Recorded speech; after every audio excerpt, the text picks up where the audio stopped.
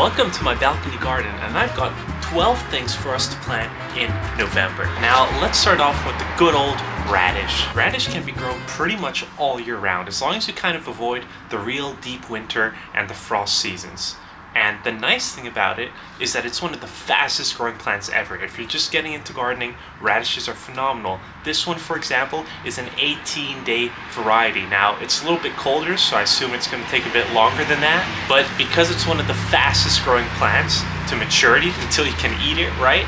Radishes are phenomenal all year round. Now, I would recommend direct sowing the radishes, and since I'm growing everything in containers, I'm gonna make like 2 little rings, and I'm gonna just sprinkle the seeds in about 1 centimeter deep, and once they start growing, I'm gonna thin them until they're all pretty much about 5 centimeters apart. That's like the ideal spacing for radishes. Next, we got one that everyone loves growing this time of year, and that is spinach. And specifically what I've got in my hand is matador spinach, which is a variety that's especially suited for these kind of late fall, early winter kind of climates. Matador spinach is fantastic for overwintering. It does like full sun, so make sure to keep it in the sunniest parts of wherever it is that you're growing. It does great in compost, and like radishes, it's got a really fast growing period. This one should mature in just 40 days. And the best way to kind of sow this spinach is to just kind of direct sow it. And what you want is you want to have the seeds about 1.5 centimeters deep. So the way I'm going to do it is I'm just going to sprinkle it all over the top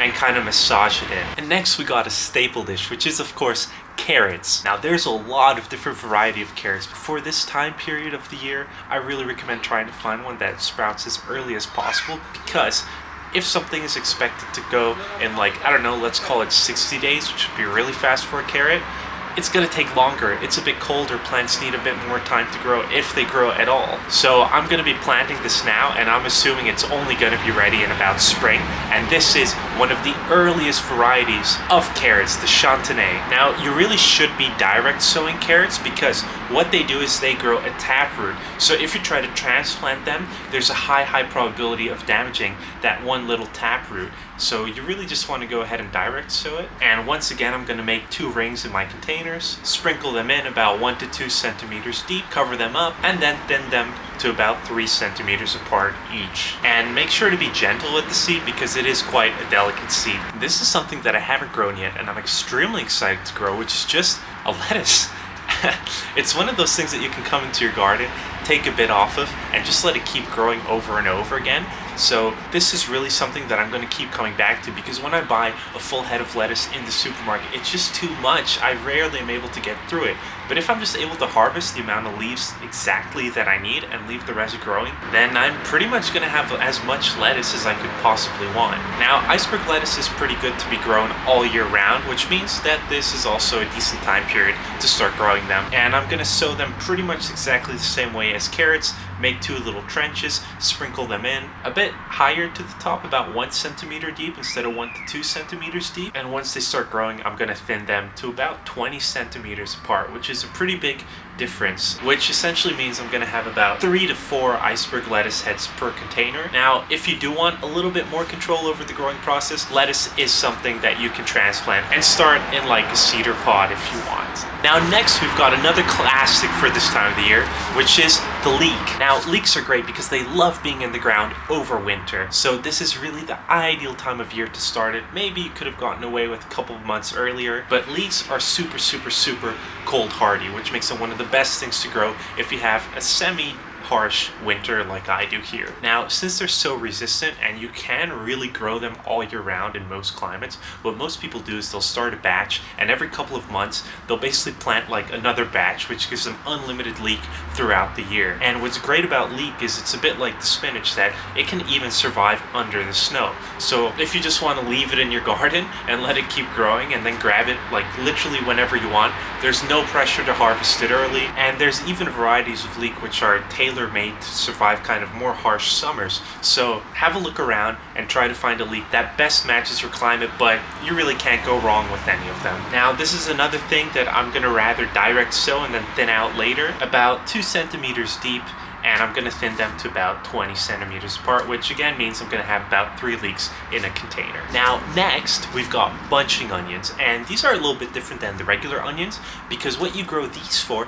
is actually the green part. You don't really grow them for the bulb. Now you can of course eat the bulb, it's delicious, but it's the green part that's the main star of this plant. So the nice thing about bunching onions is they're not really affected by day length. So once again, you can pretty much grow this all year round, and its growing characteristics aren't going to change all that much. It can also pretty easily survive a light frost, which makes it again something a bit more cold hardy, which is perfect again for the late fall as we're getting into winter. You never know, you could have like a shock frost or something, maybe you're out of the house that day and you just want plants that can deal with a little bit of that. Now once again, I'm going to sow this exactly how I sow the carrots and how I've been sowing most things right now, which is make a little trench about 1 to 2 centimeters deep, sprinkle it in pretty much like all over the place, and then thin it to about 50 centimeters apart. Now I just want to take a moment to give a shout out to 2 really cold hardy herbs that are perfect for growing this time of year. Now I don't have examples of them,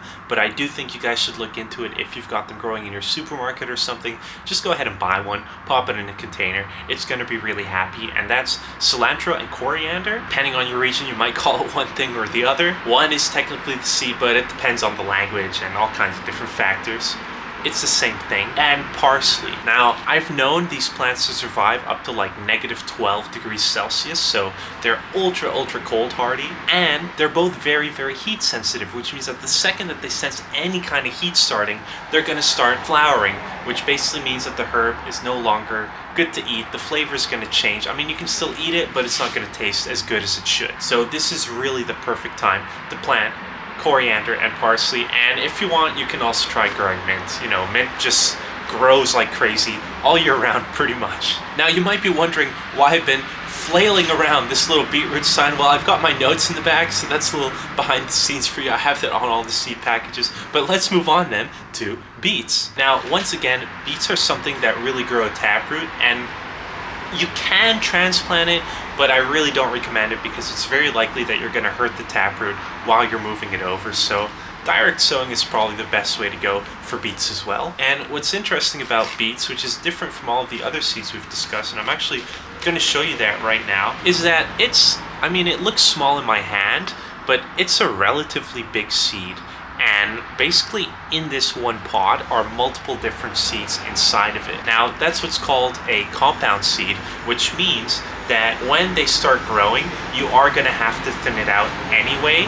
Or one thing that people love doing is they'll basically let the bunches grow and they'll take out a small one and leave the rest of the seeds in, which basically means that you can harvest beetroot for a really long time. As they're growing together, you take out the small one, that makes space for the next one to grow even bigger, and when you want to grow like the bigger ones, the spacing requirements aren't even that big. Something like 8 centimeters in between them is more than good enough. Obviously, unless you're growing a really giant variety, which this one is not. Now, if you've got a bed or container that's been used a couple of times, this is a fantastic thing to grow in it. They're really not very demanding when it comes to the soil, and it's a cool weather crop, so it really likes to thrive during this time of year. Now, I've saved 2 of the favorite ones for later half of the video because we've got here potatoes and garlic. So let's go ahead and start with the potato. So honestly, you'd probably want a bit of a bigger container than the ones that I have here, but I'm gonna try anyway because potatoes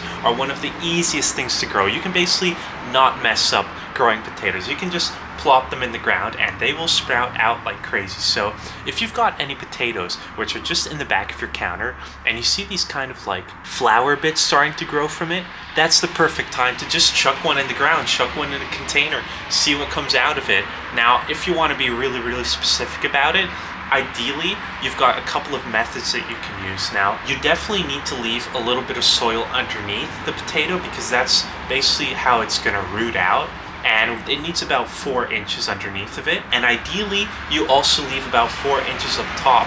And if you have a big enough container, what you can do is called hilling up. So as you see the plant start to grow and go above those 4 centimeters of soil that's there, once it has a specific height, you can actually add more soil, which is going to force the plant to grow even higher. And pretty much every time you do that, at least this is the theory and it does work in practice, it's going to be able to grow another potato in that little section, that new section of dirt that you've added. So you kind of like, let's say this is your starter potato, it's going to grow one here, then you hill it up, right? You add more soil and you lift that, and the plant is going to lift itself up. It's going to plop another potato on top of that, and you can do that a couple of times. I think most people get like 2 to 3 hilling up processes out of that, out of a growing season for potatoes. So that's definitely something to try out. Now, potatoes prefer slightly more acidic soil, but that said, they're one of the easiest crops to grow. They're one of the least demanding when it comes to what kind of soil you can put them in. In fact,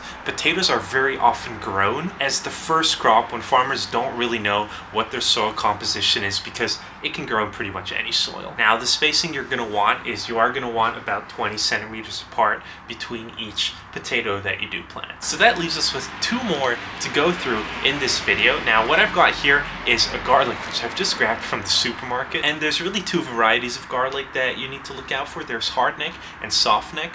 One's better in warmer climates, one's a little bit better in softer climates, but if you just grab whatever is growing locally, that's probably going to be what's best for your climate. So generally, hardneck is better for the cold and softneck is a little bit better for the warmer climates. Now, what you have to know about garlic is that it absolutely loves the cold. In fact, it needs the cold. So if you're living in zone 9 or anything warmer than that, what you're going to want to do is you're going to want to take your garlic and pop it in the fridge for about 40 days, because that's what's going to prep it and put it into this kind of like growing mindset, right? Think of it like a little bit of cold therapy. Wim Hof would be really proud of garlic. So what do you need to know, right? We've got here our little bunch of garlic. It smells delicious. And the bigger the clove, the better your result is going to be.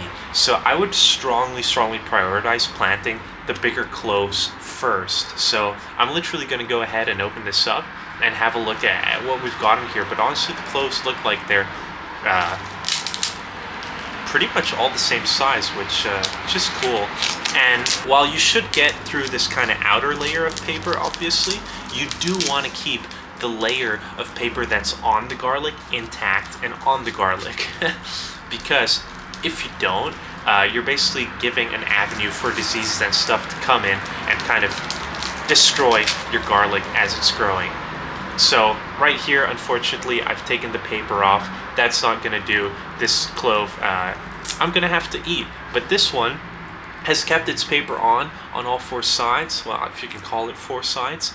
So this one is absolutely perfect to be able to plop into the ground. And you do want to plop it in the correct orientation, which is kind of, you know, the same way it's bought. So just watch out for that. Don't plant it upside down because it'll work. But basically what's going to happen is the plant is going to have to do like a loop to go all the way around and back up. And you're just giving it extra work, which is really unnecessary. Now, one thing you also want to watch out for, and I luckily don't have an example of that, is if you've got any garlic that's showing any signs of rotting or anything like that, just don't use it, guys. There's plenty of cloves that you're going to have in your garlic bunch, and there's no reason to introduce any kind of disease or rot prematurely, right? Just don't do it. Be picky about which cloves you use. Now, I'm getting this kind of outer paper out of the way. It seems to be working much better, and I basically got one layer of like the kind of outside paper left, but all of the inside ones are still intact, and this should make it much easier to keep that kind of inner paper on the garlic still on the garlic. Yeah, here we go. Now it's working well. I'm getting clove after clove pretty much without issues. Interesting, it's got like an intersection. So one thing that people like to do if you've really got a lot of garlic left and you've got a lot of small cloves is basically take those small cloves and bunch them together and just grow them like that. And what you're going to want to do at that point is eat the green part that comes out of it, kind of exactly like the bunching onions. And the green part is delicious as well. It's got a garlicky taste, and that way you don't have to discard the little cloves. So garlic loves compost. It's a pretty heavy feeder, so don't be afraid to just pop it in like a pure compost mix. And ideally you want to keep about 15 centimeters spacing in between each garlic clove that you end up planting in your container, in your garden, wherever. Now, I managed to get about these many cloves with the paper still on. 1, 2, 3, 4, 5, 6, 7. And I kind of messed up on about 5 cloves over here. So, I mean, I'm just going to go ahead and eat these. but don't be too hard on yourself, right? It's just garlic. Have fun. And now, of course, we come to the last recommendation I have for you guys, which is a good old-fashioned onion. Now, we're going to direct sow this the same way that we've been direct sowing pretty much everything else, which is we're going to create a bit of a trench, plop it in about 2 centimeters deep, cover that trench up, and once it starts growing, we're going to thin it out so there's about 7 centimeters of space in between each plant, which is great because it means that these onions don't take up too much space. Now, onions are extremely cold hardy, and they actually work really well to start them in seed trays, which is actually what I'm gonna do, and then transplant them in a bit later. Now, this is a little bit late to start planting these kinds of onions, but it should still be okay depending on your climate, and I'm predicting that we're not gonna have such a harsh winter here, so I think they're gonna be fine. So if you guys want more plant gardening tips, and especially me, I'm here gardening on my balcony, so the tips I'm gonna give are gonna be pretty much universal. Pretty much anyone can garden. If you have a little bit of space outside, go ahead and subscribe, because this is what the channel is gonna be from now on. Alright guys, take care.